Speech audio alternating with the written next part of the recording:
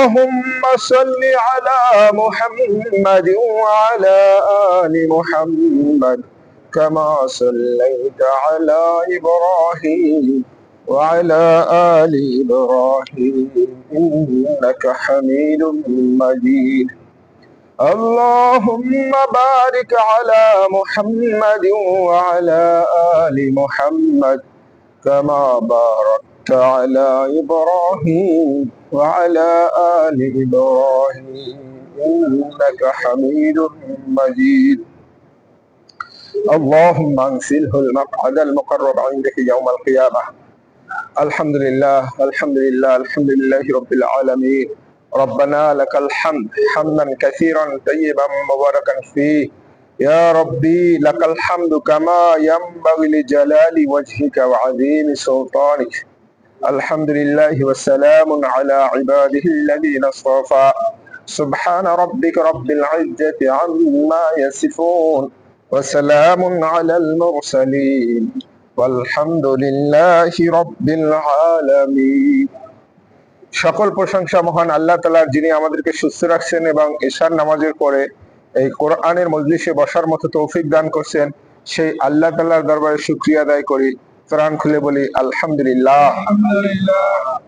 আমরা গতকালকে 3 পারা শেষ হয়েছে, আজকে ইনশাআল্লাহ 4th পারা থেকে শুরু করবো। সূরা আলে ইমরানের মাঝামাঝি অবস্থায় আছি আমরা।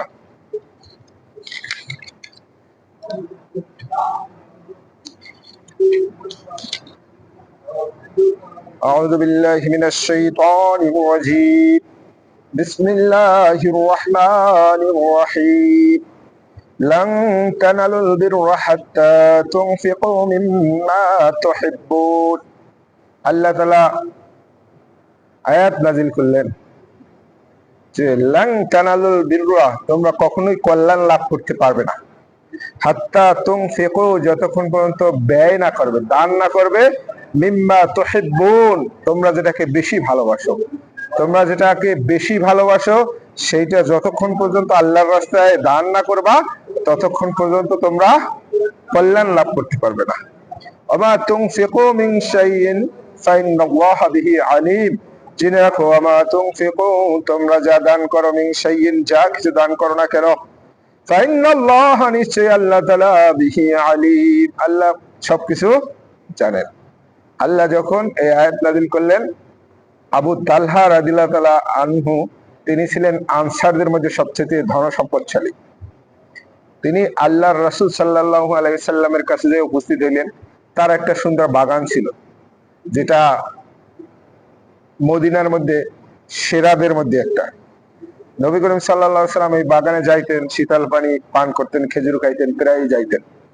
আর আবু তালহা রাদিয়াল্লাহু তাআলার কাছে এই বাগানে যেতে আর আসে না। অনেকগুলা বাগানের মধ্যে বা জমির মধ্যে ভালো ফসল হয় বা খুব কাছাকাছি, প্রিয় থাকে না।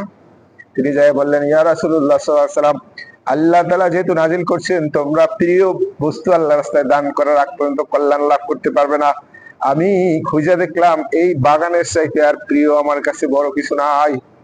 তাই ইয়া রাসূলুল্লাহ সাল্লাল্লাহু আলাইহি ওয়াসাল্লাম, আমি এই বাগানটা আল্লাহর রাস্তায় দান করে দিতে চাই, যাতে আমি আল্লাহর কাছ থেকে এর চাইতে উত্তম প্রতিদান পেতে পারি। তখন নবী করিম সাল্লাল্লাহু আলাইহি সাল্লাম খুব খুশি হইলেন, এবং এত খুশি হইলেন যে তিনি বললেন যে সত্যি কি তুমি দান করতে চাও? তখন তালহা রাদিয়াল্লাহু তাআলা আনহু বললেন, অবশ্যই আমি দান করতে চাই। তখন তখন নবী করিম সাল্লাল্লাহু আলাইহি সাল্লাম বলছেন, যাও, সেটা তোমার যে আত্মীয় আছে, নিকট আত্মীয়, তাদের মধ্যে ভাগ করে দাও, নিকট আত্মীয় স্বজন যারা আছে তাদের মধ্যে ভাগ করে দাও। তখন আবু তালহা রাদিয়াল্লাহু তাআলা আনহু গিয়ে তার ভাই, ভাতিজা, ভাগনা, বোন, যাদের নিজেদের মধ্যে সুন্দরভাবে দান করে দিলেন। যেমন তিনি রাসূল ছিলেন, দুনিয়ার লোভ ছিল না, তেমন তার সাহাবীরা ছিলেন। আর আমাদের যুগে এখন হইলে যে যার কাছেই যাইতো সে বলতো, ঠিক আছে দান করবা, ঠিক আছে, তাহলে আমার এখানে আগে লিখে দাও, এই মসজিদ, মাদ্রাসা বা খানকার নামে লিখে দাও। লিখে নেওয়ার পরে সে ইচ্ছা মতো ওইটাকে নিজের উদ্দেশ্যে ব্যয় করতো। কিন্তু নবী করিম সাল্লাল্লাহু আলাইহি সাল্লাম বললেন, তুমি যেহেতু দান করতে চাও, যাও, তোমার যে নিকট আত্মীয় স্বজন যারা আছে তাদের মধ্যে বন্টন করে দাও। তাহলে একদিকে আত্মীয় স্বজনের সাথে সম্পর্ক হইলো, তারাও খুশি হইলো, আর আল্লাহর রাস্তায় দান করাও হইলো। যেমন ছিলেন এই সাহাবী, তেমন ছিলেন তার স্ত্রী, তিনি দান করার পরে আসছেন, আসার পরে তার স্ত্রীকে ডাক দিচ্ছেন। তার স্ত্রী ছিল দ্বিতীয় বাগানের ভিতরে। দেখে বললেন যে তুমি বাগান থেকে বের হয়ে আসো, কারণ আমি এটা আল্লাহর রাস্তায় দান করে দিছি উত্তম বিনিময়ের জন্য। তার স্ত্রীও বললেন যে না, আপনি খুব ভালো কাজ করে আসছেন। সে সন্তুষ্টি চিত্তে ওখান থেকে বের হয়ে আসছে। আমরা এই সাপোর্টটা সাধারণত কম পাই সব মানুষই, তাই না? মসজিদে যদি 2000 টাকা এখানে বইলে যাওয়া যায়, বাসায় শোনার পর একটু রাগ করবেই যে বাচ্চার এটা নাই, আমার এটা নাই। হ্যাঁ, অথচ তুমি দান করতে দানশীল হয়ে গেছো, তখন তো কম টাকা দিলেও পারতা। আর সাহাবীদের গুণাবলী এরকম ছিল না। এবার আল্লাহ বলছেন কুল্লু তাআমি কানা হিল্লাল লিবানি ইসরাঈল, কুল্লু তাআম সকল প্রকার খাদ্য, কানা হিল্লাল লিবানি ইসরাঈল বনি ইসরাইলের জন্য হালাল ছিল, যেগুলো হালাল খাদ্য। ইল্লা মা হারামা ইসরাঈলু আলা নাফসিহি মিন ক্বাবলি আন তুনাজ্জালাত তাওরাত, ইল্লা মা হারামা ইসরাঈল একমাত্র সেই খাদ্যটা ব্যতীত যেটা ইয়াকুব আলাইহিস সালাম নিজে হারাম করেছিলেন নিজের জন্য, আলা নাফসি নিজের জন্য, মিন ক্বাবলি আন তুনাজ্জালাত তাওরাত তাওরাত নাজিল হওয়ার আগেই। মানে ইসরাইল আলাইহিস সালাম ছিলেন ইয়াকুব আলাইহিস সালাম, আর ইহুদিরা যেহেতু তার বংশধর থেকে আসছে, তাই ইয়াকুব আলাইহিস সালামের একবার জটিল রোগ হয়েছে। রোগ হওয়ার কারণে তিনি তখন মান্যত করলেন যে আল্লাহ, আমি যদি এই রোগ থেকে বাঁচতে পারি তাহলে আমার যে প্রিয় খাদ্য আছে, যেটা সবচেয়ে বেশি ভালোবাসি, আমি ওই খাদ্যটা ত্যাগ করব। তো যখন তিনি সুস্থ হলেন, তিনি উটের মাংস এবং দুধ খুব পছন্দ করতেন। পরে এটা নিজের জন্য হারাম করে নিয়েছেন যে এটা আমি আর খাবো না। তিনি যেহেতু খান নাই, এই জন্য আস্তে আস্তে তার অনুসারীর মধ্যে এটা খাওয়া বন্ধ হয়ে গেল। এক সময় ইহুদিরা পুরো এটাকে হারাম পর্যায়ে হারামই ঘোষণা করে দিল, পর্যায় করবে।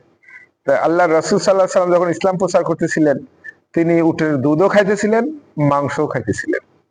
তখন এই ইহুদিরা একটা প্রশ্ন তুললো, ওয়ালাইকুম সালাম, বসেন ভাই। তখন তারা প্রশ্ন তুললো যে কেমন মুসলমান যে তারা, ইয়াকুব আলাইহিস সালাম আমাদের ইহুদি ধর্মের মধ্যে আছে উটের মাংস খাওয়া যাবে না, দুধ খাওয়া যাবে না, আর এরা তো খায়, এরা কেমন মুসলমান? এই গেল একটা অপশন। দ্বিতীয় অপশন আসছে, ইহুদিদের একটা প্রতিনিধি দল আইসা বলছে যে আমরা আপনাকে এমন বিষয় সম্পর্কে প্রশ্ন করতে চাই যে বিষয়ে একমাত্র নবী না হলে উত্তর দিতে পারে না। তখন নবী করিম সাল্লাল্লাহু আলাইহি ওয়াসাল্লাম তাদের কাছে শপথ নিলেন যে ইয়াকুব আলাইহিস সালাম তার সন্তানদের কাছে যে শপথ নিয়েছিল, তোমরা যদি সেই শপথ দাও তাহলে আমি বলতে পারি, যদি তোমরা এই ঠিক মতো যদি আমি উত্তর দিতে পারি এবং সেটা যদি সত্য হয়, তাহলে তোমরা ইসলাম কবুল করবা কিনা। তখন তারা বলছে ইসলাম কবুল করব, কিন্তু লাস্ট মুহূর্তে আর করে নাই। এর মধ্যে একটা প্রশ্ন ছিল এটা যে ইসরাইল ইয়াকুব আলাইহিস সালাম কোন খাদ্যটা তার জন্য হারাম ছিল।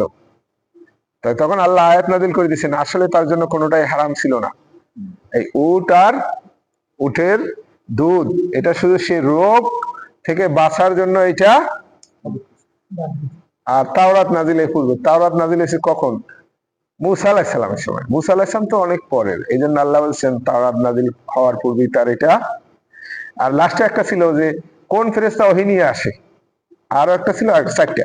কোন ফেরেশতা ওহী নিয়ে আসে? নবী করিম সাল্লাল্লাহু আলাইহি ওয়াসাল্লাম বলছেন জিবরাইল আলাইহিস সালাম ওহী নিয়ে আসে। তখন তারা বলছে হইতে পারে না, এই জিবরাইল হলো মানুষের শত্রু, সে সরাসরি যুদ্ধে অংশগ্রহণ করে। যদি মিকাইল আলাইহিস সালাম আপনার কাছে ওহী নিয়ে আসতো তাহলে আমরা আপনার প্রতি ঈমান আনতাম, কারণ জিবরাইল যেহেতু ওহী নিয়ে আসে তারে মানা যাবে না। তখন আল্লাহ তাআলা আয়াত নাযিল করলেন মান কানা আদুউল লিজিবরিল, যে জিবরিলের সাথে শত্রুতা করবে, আল্লাহ আয়াত নাযিল করে দিলেন সূরা বাকারার ভিতরে। এবার আল্লাহ বলছেন কুল ফাতু বিত-তাওরাত, বলো যে যদি তোমরা সত্যবাদী হও, কুল বলো, ফাতু নিয়ে আসো তাওরাত, তোমাদের তাওরাত গ্রন্থ নিয়ে আসো।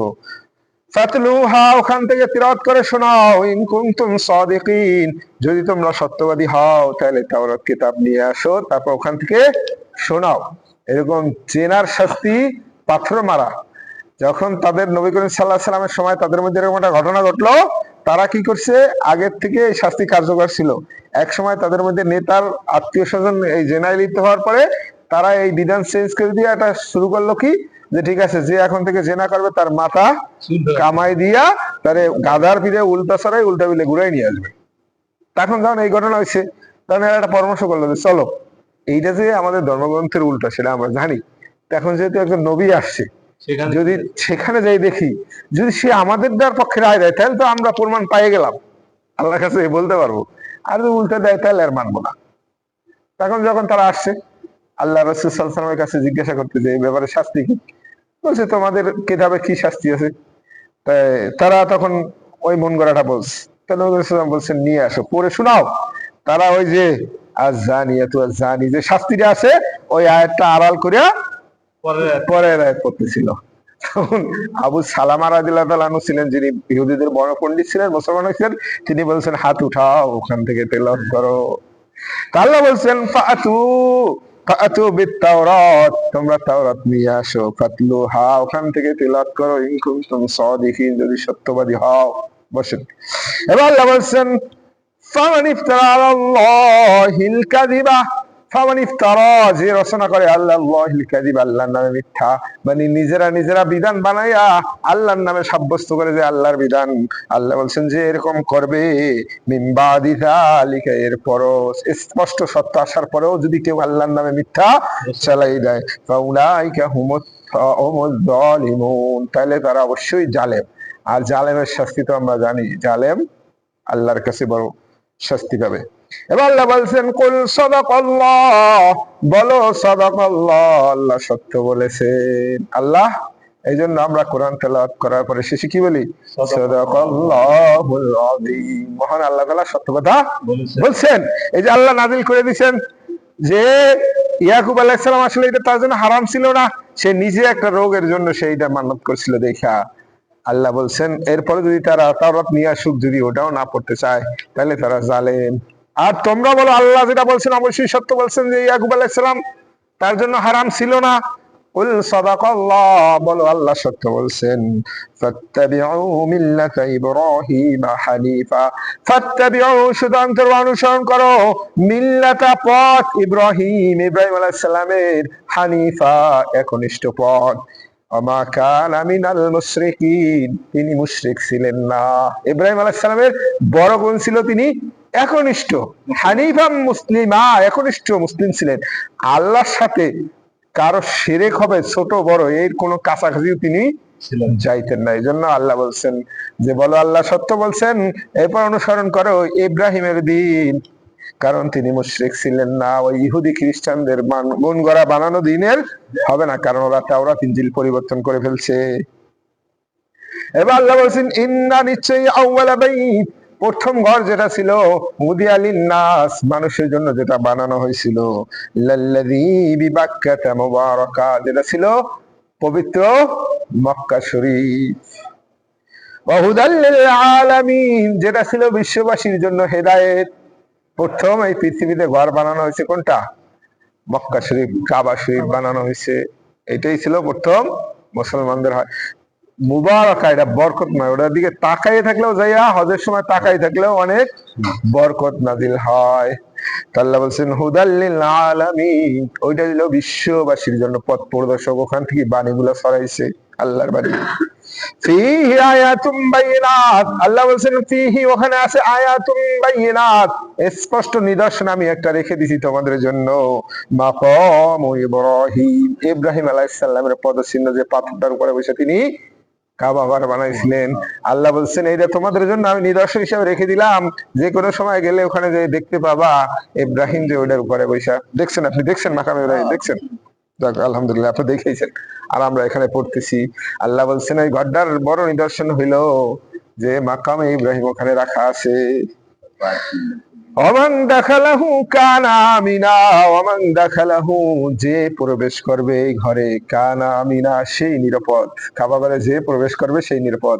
ওখানে শিকড় হত্যা করা যাবে না, ওখানে কিছু পরে থাকা জিনিস তুলে নেওয়া যাবে না, ওখানে কোনো যত বড় অপরাধী হোক গ্রেফতার করা যাবে না, যত অপরাধ করুক। অমাং দেখালেও সে যদি ওখানে প্রবেশ করতেই পারে, কানা মিনা, সে হয়ে যাবে নিরাপদ। এই সুন্নতটা আগে বাংলাদেশেও ছিল, এটা তো ফরজ ওখানের জন্য। আর যেহেতু বাইতুল্লাহ আল্লাহর ঘর, সেই হিসেবে আমাদের মসজিদটা আগে, আসামিরা শুনছি ছোটবেলায় মসজিদে ঢুকলে ধরতো না, অনেকটা আগে মানতো, তাই না? হ্যাঁ। আর এখন জানাজার নামাজের ইমামতি করতেছে, নামাজটা শেষ করতে দেয়, ধরে নিয়ে চলে যায়। জানাজার নামাজ পড়তে কয় সেকেন্ড সময় লাগে। আর যেহেতু ইমাম হয়েছে, ও যেহেতু শেষ করে নাই, ও কোথায় পালাই যাবে, দাঁড়াই আছে, কিন্তু ওই নামাজ পড়তে টাইমে নিয়ে চলে গেল। আল্লাহ জালেমকে সীমা লঙ্ঘন করলে কখনোই পছন্দ করেন না। এই জিনিসটা সবার কাছে একবারে দৃষ্টিকটু লাগছে। যে এই কেমন অবস্থা, এগুলো দেখতাম ফিলিস্তিনে, তাই না? নামাজ পড়তেছে, লাথি মারতেছে। আচ্ছা, জানাজার নামাজ পড়তে কতটুকু সময় লাগে? এরকম ঘটনা গেছে, মার জানাজা পরে বাপের জানাজা, হাতে পায়ে বেন্ডি পরানো, ওই যে ডান্ডা বেরি পরানো। আল্লাহ বলছেন অমাং দাখালাহু কানা আমিনা, যে এখানে প্রবেশ করবে সেই নিরাপদ। এবার আল্লাহ বলছেন ওয়ালিল্লাহি আলান নাস, ওয়ালিল্লাহি আল্লাহর জন্য, আলান নাস মানুষের উপরে ফরজ করে দিলাম, হিজ্জুল বাইতি কাবা শরীফের হজ করা। কাবা শরীফের হজ করা আল্লাহ ফরজ করে দিয়েছেন কার জন্য? মানিস্তাতা ইলাইহি সাবিলা, যে ওখানে যাওয়ার জন্য সক্ষম, যে যেতে পারবে, টাকা আছে, যে যাইতে সক্ষম, সে যেভাবে যাক, বিমানে যাক, হেঁটে যাক, যে ওখানে যাইতে পারবে তার জন্য ফরজ। আমান কাফারা, যদি কেউ অস্বীকার করে হজ করা, ফাইনাল্লাহ গনিয়ুন আনিল আলামিন, তাহলে জেনে রাখো আল্লাহ বিশ্ববাসীর থেকে অমুখাপেক্ষী। এজন্য নবী করিম সাল্লাল্লাহু আলাইহি সাল্লাম বলছেন, যার উপর বাইতুল্লাহর হজ ফরজ, সে যদি এই ফরজ আদায় না করে মারা যায়, সেই ইহুদি হয়ে মারা যাক, খ্রিস্টান হয়ে মারা যাক, আমার কিছু যায় আসে না। কারণ আল্লাহ নিজেই বলছেন গনিয়ুন আনিল আলামিন, আল্লাহ হইলেন অমুখাপেক্ষী এইরকম লোকের থেকে। তাহলে আপনার উপর তো হজ ফরজ, আপনার যাওয়া লাগবে, ওমরা করলে কিন্তু হবে না। যতই কোন আমি উমরা করে আসি, কাজ হবে না, কারণ হজটা হইলো ফরজ। আর যদি এটা না করেন, তাহলে এই মিল্লাত থেকে বের হয়ে যাবেন, এই এর ভিতরে থাকবেন না। আল্লাহ নিজেই বলছে যদি কেউ এটা না করে, তার ব্যাপারে আমি ওর দিকে তাকাবো না, দরকারই নেই, জিম্মাদার নাই আপনার। এবার আল্লাহ বলছেন কুল ইয়া আহলাল কিতাব, কুল বলো ইয়া আহলাল কিতাব, হে আহলে কিতাব, লিমা তাকফুরুনা বিআয়াতিল্লাহ, তোমরা কেন আল্লাহর আয়াতকে অস্বীকার করতেছো? তোমরা তো আগের গ্রন্থ পাইছো, তোমরা তো জানো। আমরা এরকম একজন দাঁড়িয়ালা আলেম ব্যক্তি যদি একটা সিগারেট খায় খোলা জায়গায়, তখন সবাই যেয়ে বলে না, সবাই কিন্তু ঠিক করেই বলে যে বাবা তোমার তো এটা ঠিক হয় না, তুমি যদি এক করে বেশি করে আড়ালে যাও, আর যদি এটা প্যান্ট পরা ই করা, ওরে বেশি কিছু বলে না, তাই না? সেই জন্য আল্লাহ ওদেরকে সব মানুষের উপর একটা অগ্রাধিকার রেখে দেন যে তোমরা তো অন্তত ধর্মীয় গ্রন্থ জানো, আমরা যেন আলেমদের বলি। এই জন্য আল্লাহ বলছেন কুল ইয়া আহলাল কিতাব, বলো হে আহলে কিতাব, লিমা তাকফুরুনা বিআয়াতিল্লাহ, তোমরা কেন আল্লাহর আয়াতকে অস্বীকার করো? ওয়াল্লাহু শাহীদুন আলা মা তা'মালুন, ওয়াল্লাহু শাহীদ, নিচে আল্লাহ তাআলা সাক্ষী আছেন, মা তা'মালুন, তোমরা যা করো না কেন আল্লাহ তো সব দেখতেছেন। তোমরা এটা করো কেন? ওরা করে করুক, মক্কার কাফেররা করে করুক, তোমরা তো জানো। কুল ইয়া আহলাল কিতাব, বলো হে আহলে কিতাব, লিমা তাসুদ্দুনা আন সাবিলিল্লাহ, তোমরা কেন আল্লাহর রাস্তায় মানুষকে বাধা দাও? মান আমানা, যে ব্যক্তি ঈমান আনছে তাকে কেন বাধা দিচ্ছ? তাবগুনাহা ইয়াজা, আর কেন এই রাস্তায় খালি বক্রতা খুঁজে বের করতেছো যাতে ওকে ফিরানো যায়? তোমরা এটা করো কেন? ওয়া আনতুম শুহাদা, অথচ তোমরা নিজেরাই তো সাক্ষী যে নবী সঠিক নবী। আল্লাহ বলছেন আল্লাযীনা আতাইনাহুমুল কিতাব, নিশ্চয় আমি যাদেরকে কিতাব দান করছি, ইয়ারিফুনাহু কামা ইয়ারিফুনা আবনাআহুম, তারা এই নবীকে এমন ভাবে চিনে যেরকম তারা তাদের সন্তানদেরকে চিনে। সন্তানদেরকে যেরকম চিনতে বাবাদের কষ্ট হয় না, পিছন সাইড দেখলেও বোঝা যায়, তাই না? পায়ের শব্দ শুনলেও বাবা বুঝতে পারে আসতেছে, এরকম ওরা এমন ভাবেই চিনতো আল্লাহর রাসূলকে। এই জন্য আল্লাহ তাআলা বলছেন হে আহলে কিতাব, তোমরা এটা কেন করো? তোমরা নিজেরাই তো সাক্ষী।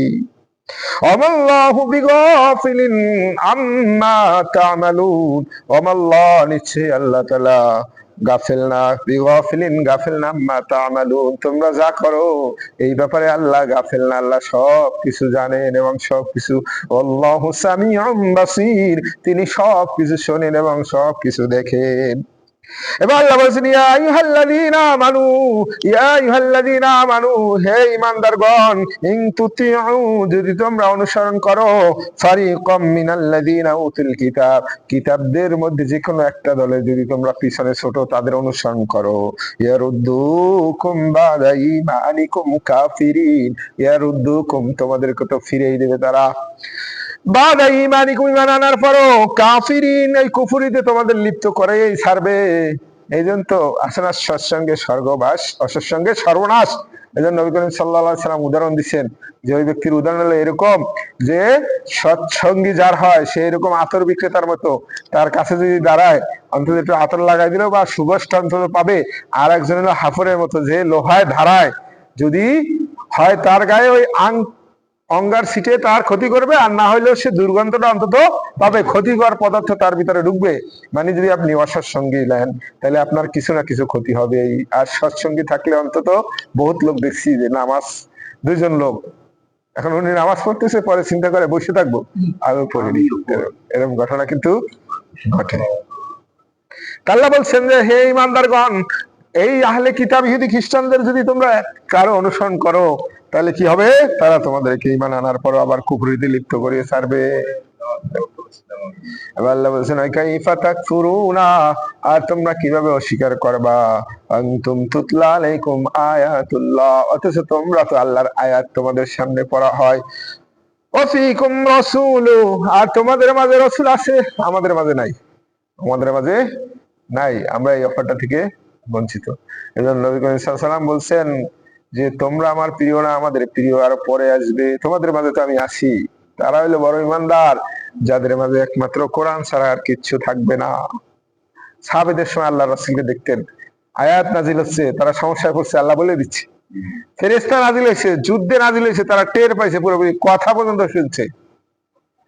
আব্দুল্লাহ ইবনে আব্বাস রাদিয়াল্লাহু তাআলা আনহু বলছেন, যখন আমরা খায়বার দুর্গ অবরোধ করতে গেলাম, আল্লাহ রাসূল সাল্লাল্লাহু আলাইহি ওয়াসাল্লাম প্রথম যুদ্ধ উহুদ যুদ্ধ না এই খন্দকের যুদ্ধ শেষ করে তিনি আসছিলেন, ঘরে ঢোকার পরে জিবরাইল আলাইহিস সালাম এসে হাজির, ইয়া রাসূলুল্লাহ সাল্লাল্লাহু আলাইহি ওয়াসাল্লাম, আপনি কি অস্ত্র রেখে দিয়েছেন? আমি তো রেখে দেই নাই।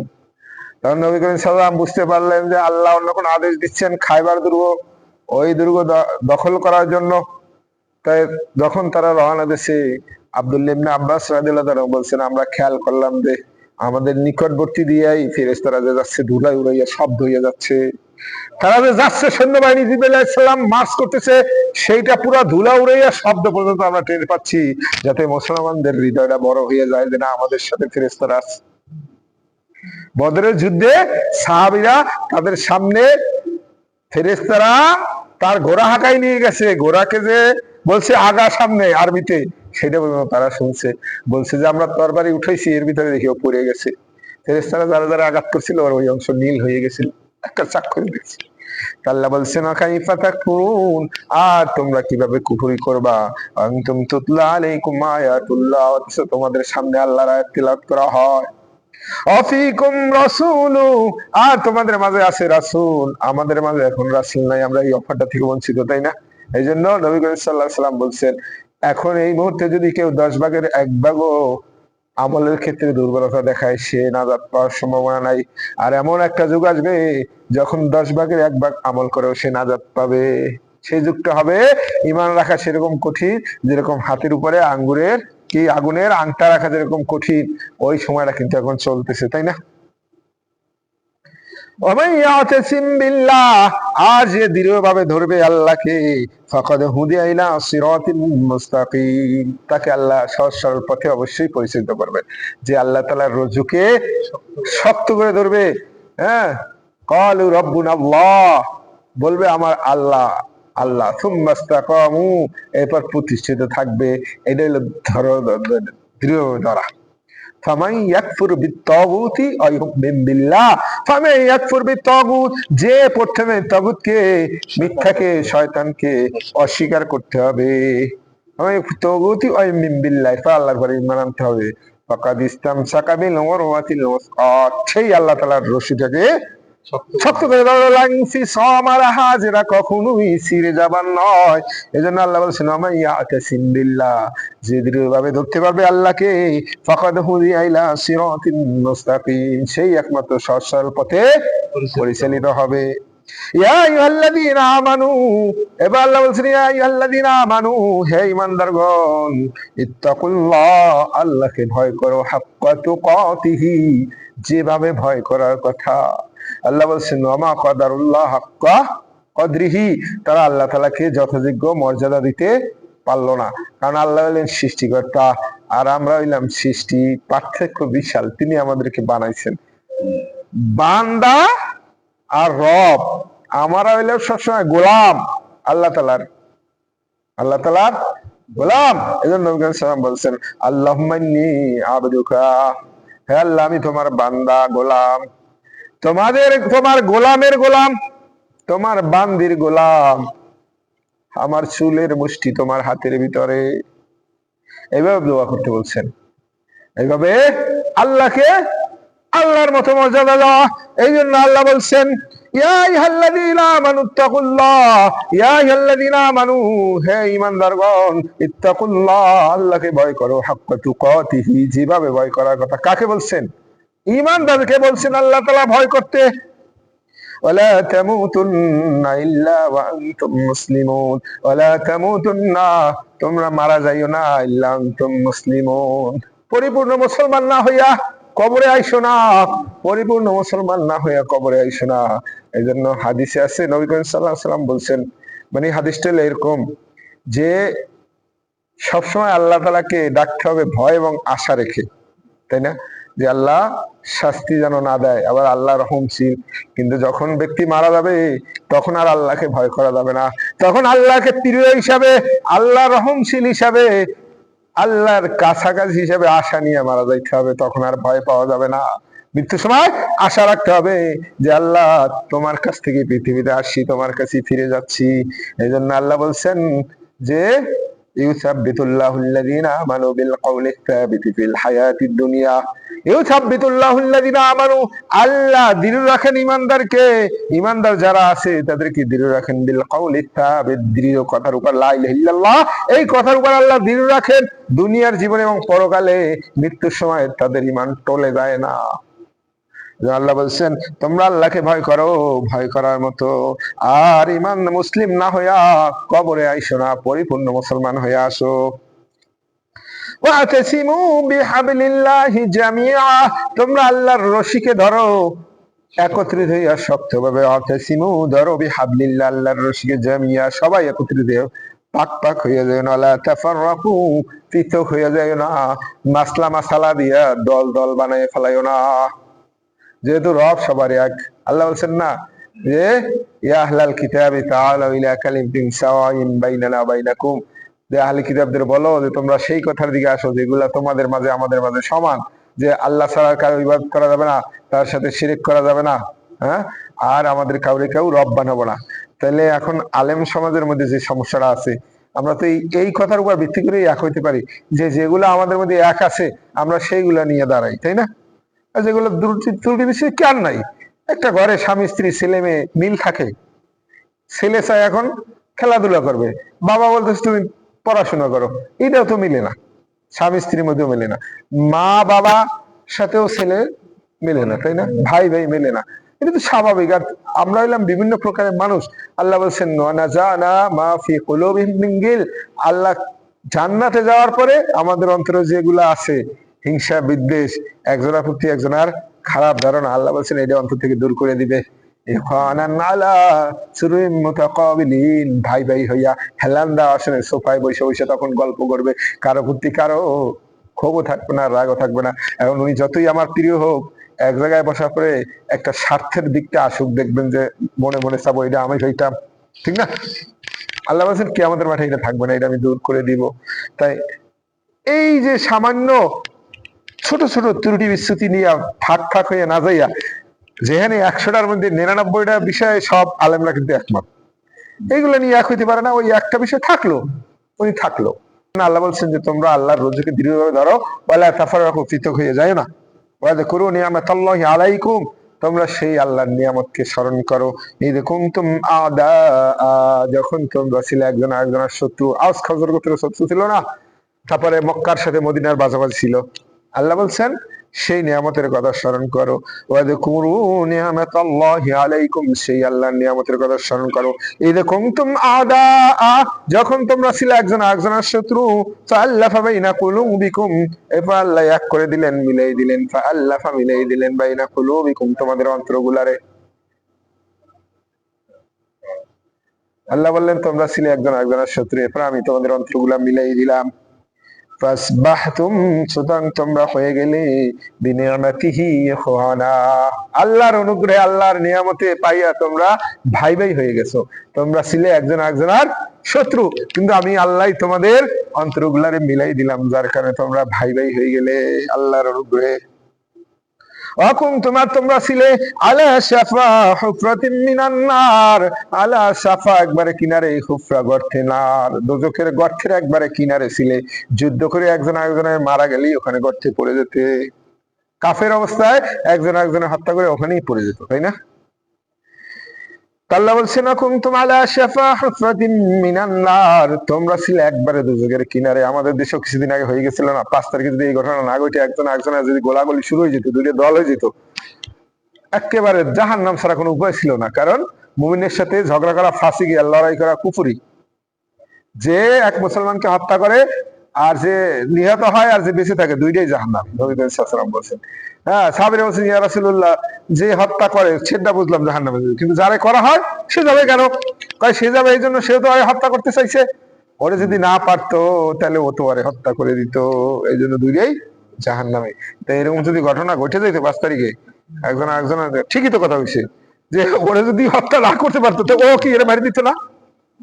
এনে একজন আছে, উনি কয় যে আমরা সবাই শপথ করছি, বদরে যেরকম 313 শপথ করছিল এরা জীবন দিয়ে দেবে, আমরা এরকম কয়েক লাখ লোক শপথ করছি, আমিও এই শপথ দলের একজন, যদি মরে যাই যাব, তো আমরা এটা ছাড়বো না।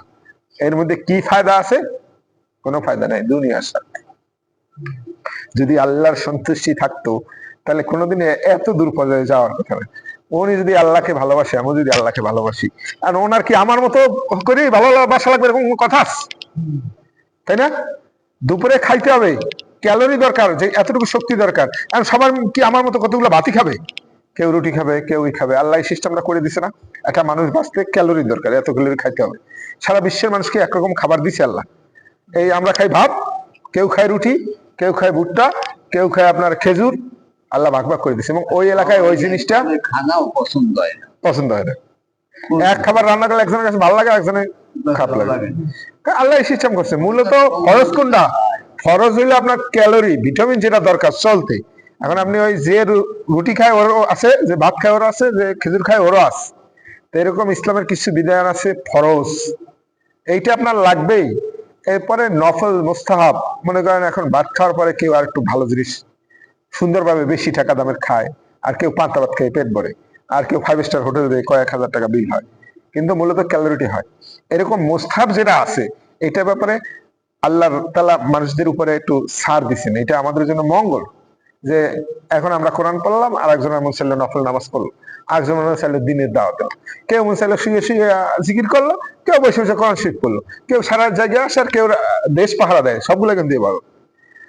তাহলে এই যে ইয়েটা দিচ্ছে, এটা আমাদের জন্য একটা প্লাস পয়েন্ট না, যে আল্লাহ আমাদের জন্য সবকিছু নির্ধারিত করে দেয় নাই, মোস্তাফাদের ব্যাপারে আমাদের জন্য সহজ করে দিচ্ছে না। ওদের কথা হলো সব এই খাওয়া লাগবে, এটি সম্ভব। মানে আপনি আল্লাহরে ডাকবেন, ওতে আমি সন্তুষ্ট নয়, আপনি আমার মতো হয়ে রাখবেন, তাহলে আমি সন্তুষ্ট। আপনি আমার অনুগত্য আগে করবেন, তারপর আল্লাহ। উদ্দেশ্য হলো এইটাই, যে আমার আগে মানবা, তারপর আল্লাহরে মানবা। আসলে কিন্তু এটা হওয়ার কথা না। আপনি যদি আল্লাহরে মানেন তাহলে তো আপনি আমার ভাই, তাই না?